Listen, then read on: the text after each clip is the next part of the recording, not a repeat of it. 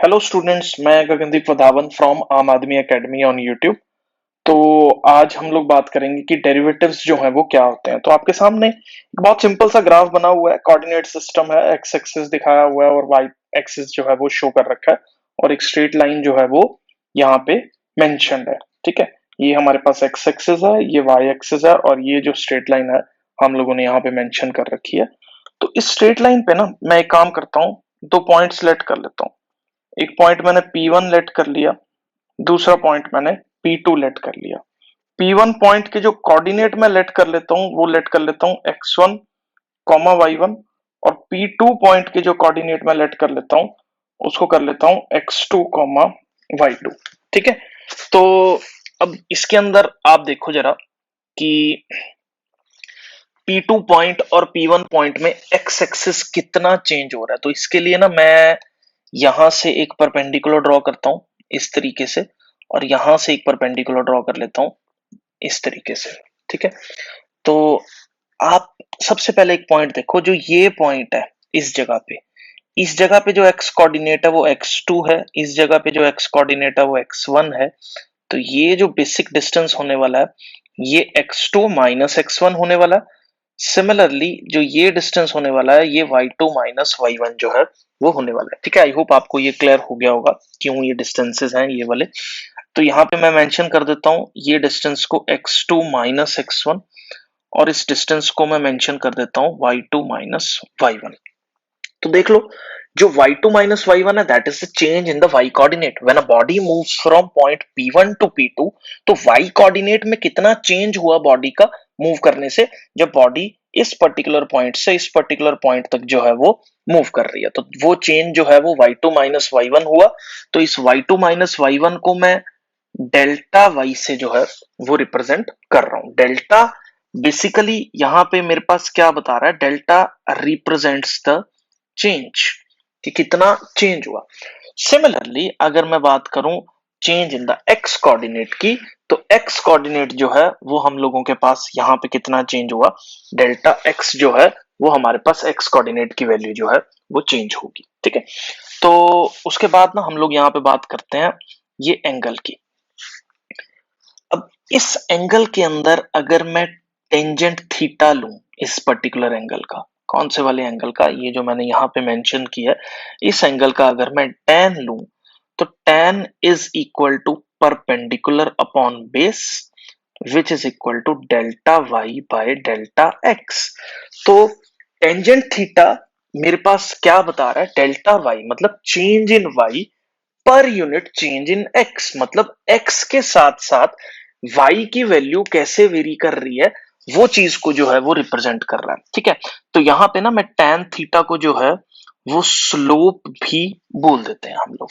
तो tan theta को हम लोग क्या मेंशन कर देते हैं, यहाँ पे स्लोप मेंशन कर देते हैं इस पर्टिकुलर कर्व के अंदर। तो इसकी वैल्यू स्लोप की हमारे पास किसके बराबर है, ये देख लो यहाँ पे delta y by delta x जो है इस tan थीटा की वैल्यू है। ठीक है, तो अगर ये डेल्टा वाई जो चेंज है ये बहुत स्मॉल चेंज हो, अगर इस चेंज की वैल्यू बहुत स्मॉल हो तो मैं डेल्टा को डी से रिप्रेजेंट करता हूं। ये एक नोटेशन है सिर्फ चेंज को रिप्रेजेंट करने की, कि अगर चेंज की वैल्यू जो है वो कम है तो मैं डेल्टा को जो है वो किससे रिप्रेजेंट कर रहा हूं, अपने पास डी से रिप्रेजेंट कर रहा हूं। ठीक है, तो अगर मैं यहां पे बात करूं स्लोप की, अगर तो उस स्लोप किसके बराबर होगी, dy बाय dx के बराबर जो है वो स्लोप होगी। तो इसको हम लोग क्या बोल देते हैं, change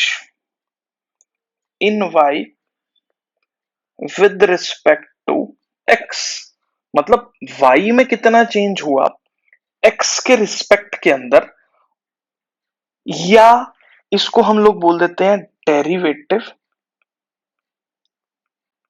of y with respect to x।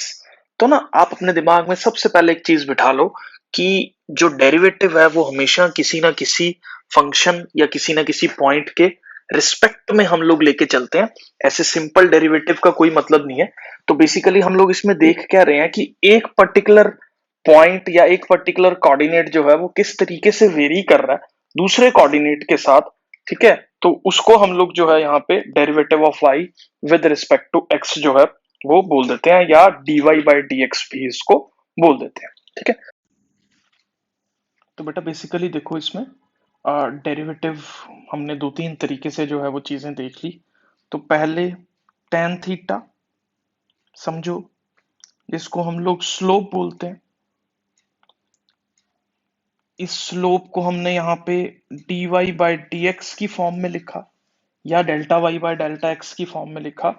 तो ये जो dy बाय dx है, ये जो वैल्यू है dy by dx, that is the derivative of y with respect to x, जो कि एक स्लोप है किसी फंक्शन का, या tan थीटा मतलब कितनी ढलान एक पर्टिकुलर एक्सिस के साथ जो लाइन है, या जैसे इसके अंदर देखें तो एक्स एक्सिस के साथ कितना पर्टिकुलर एंगल जो है वो एक कर्व फॉर्म कर रहा है, उसको हम लोग जो है वो उसका डेरिवेटिव बोल देते हैं, ठीक है।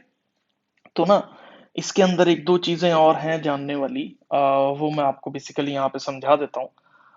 जो मैंने ऊपर अभी बात करी, एक अगर चेंज की वैल्यू स्मॉल होगी या चेंज की वैल्यू बहुत लार्ज होगी, तो उन दो केसेस के अंदर हम लोगों को चीजें जो है वो कैसे टेकअप करनी है, ठीक है।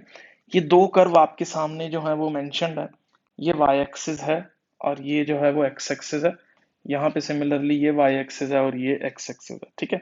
तो आप इसके अंदर देखो, अभी हमने देखा था कि कोई बॉडी जो P1 पॉइंट से P2 पॉइंट तक जब मूव कर रही है, और बेसिकली यहाँ पे जो स्लोप है वो सेम है। अगर स्लोप की वैल्यू सेम है तो इसका डेरिवेटिव जो है वो क्या आएगा, यहाँ पे हमारे पास इस पर्टिकुलर केस में dy बाई dx जो है वो सेम आएगा। अब इसके अंदर देखो स्लोप टाइम के साथ साथ जो है वो वेरी कर रही है, ठीक है। तो पहले y कोऑर्डिनेट में जब मैं मूव कर रहा था, तो इस पॉइंट से जब मैं यहाँ तक गया तो y में कम चेंज हो रहा है x के चेंज के साथ। फिर अगर थोड़ा सा मैं मूव किया तो y में अब थोड़ा ज्यादा चेंज हो रहा है, और आगे अगर मैं सेम x एक्सिस का डिस्टेंस मूव कर रहा हूँ तो y के अंदर जो चेंज है वो बहुत बढ़ता जा रहा है, ठीक है। तो अगर मेरे को एक पर्टिकुलर इंस्टेंट पे बात करनी हो कि इस पर्टिकुलर पॉइंट पे कितना चेंज हुआ, या इस पर्टिकुलर पॉइंट पे जो है वो वैल्यू कैसे चेंज हो रही है, तो उस चेंज को निकालने के लिए मैं सिंपली यहाँ पे एक टेंजेंट ड्रॉ कर दो इस कर्व के ऊपर, और ये टेंजेंट कितना स्लोप बना रहा है या कितना एंगल बना रहा है इस पर्टिकुलर एक्स एक्सिस के साथ, that is the derivative at this particular point P। तो इस डेरिवेटिव को हम लोग इंस्टेंटेनियस रेट ऑफ चेंज बोल देते हैं, इस वाले को, कि इस इंस्टेंट पे इस टाइम पे पर्टिकुलर जो है वो क्या चेंज है, ठीक है। और यहाँ पे जो है लेफ्ट वाले कर्व में, या आप जिसको बोल लो फर्स्ट वाले कर्व में, फर्स्ट वाले कर्व में देखो स्लोप बिल्कुल सेम है, ढलान बिल्कुल सेम है। तो यहाँ पे rate of change of x with respect to y जो है वो सेम है। जबकि दूसरे केस में, अगर आप सेकंड वाले केस में देख रहे हो, तो ढलान की वैल्यू बढ़ रही है। तो इस केस में जो rate of change of x with respect to y है वो एक अलग होने वाला है, ठीक है। अब इसका ना एक और नोटेशन भी होता है, इनके अलग अलग नाम है, जानने की जरूरत कुछ खास नहीं है अगर आप खाली फिजिक्स के प्रोस्पेक्टिव से चीजों को देखो। तो dy बाई dx हो गया एक notation, derivative of y with respect to x। Delta y by delta x भी इसको कई बार लिख देते हैं कुछ जगह पे, और कई बार इसको हम लोग ऐसे लिख देते हैं f डैश x। अब f डैश x क्या है या fx क्या है, ये मैं थोड़ा सा आपको समझा देता हूं। fx इसको बोलते क्या है, इसका मतलब होता है बेटा फंक्शन ऑफ x।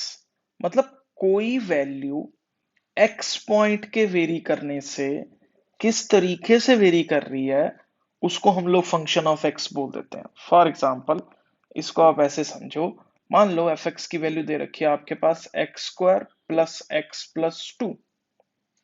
तो अगर x की वैल्यू 1 है तो f ऑफ 1, x की जगह 1 पुट कर रहा हूं, किसके बराबर होगा, 1 का square plus 1 plus 2 which is equal to 4। f of 2 किसके बराबर होगा, 2 का square plus 2 plus 2 which is equal to 8 के बराबर होगा। एफ ऑफ 3 किसके बराबर होगा, दैट इज 3 का square plus 3 plus 2 that is equal to 9, 12 और 2 14 के बराबर होगा। तो x के वेरी करने से एफ एक्स कैसे वेरी कर रहा है, आप थोड़ा सा अगर इन वैल्यूज पे गौर करो, देखो इसको ध्यान पे, x की वैल्यू जब 1 है तो इसकी वैल्यू 4 आ रही है हमारे पास, x की वैल्यू जब 2 आ रही है फंक्शन की तो इसकी वैल्यू 8 आ रही है, x की वैल्यू जब 3 आ रही है तो इस फंक्शन की वैल्यू जो है वो 14 आ रही है। ठीक है, तो x की वैल्यू के वेरी करने से y की वैल्यू जो है वो कितनी वेरी करी, तो इस पर्टिकुलर केस के अंदर मैं लूं तो मेरा डेल्टा x जो है वो 1 है, मतलब 1 से 2 पे गया। तो अगर फंक्शन की वैल्यू देखी जाए तो वो फंक्शन की वैल्यू जो है यहाँ पे जो डिफरेंस आ रहा है दैट इज 4।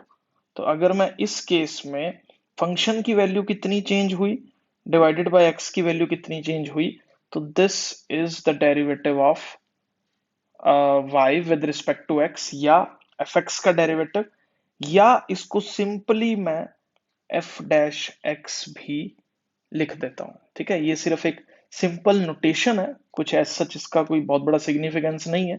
बस आप इतना समझ लो कि dy बाई डी एक्स ही है, y को बस मैं fx लिख रहा हूं, मतलब जो ऊपर मैं पहले y लिख रहा था अब उसको मैं as a function of x represent कर रहा हूं।